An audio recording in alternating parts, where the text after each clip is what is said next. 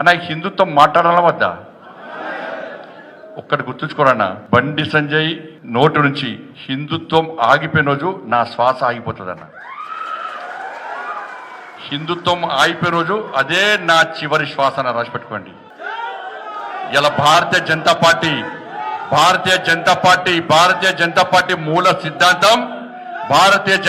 మూల సిద్ధాంతం హిందుత్వం.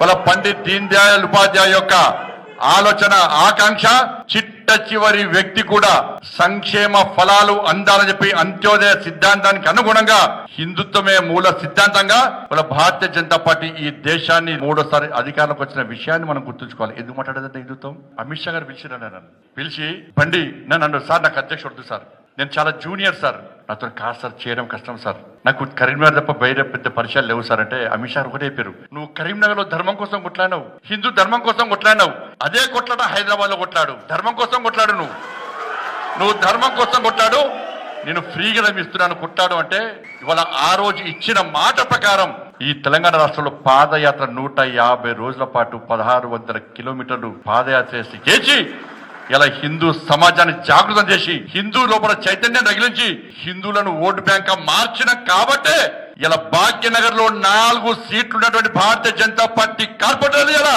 40 మంది గెలిచిరంటే భాగ్యనగర్ లో హిందువులందరూ ఓట్ బ్యాంక్ మారింది కాబట్టి గెలిచిరన్న.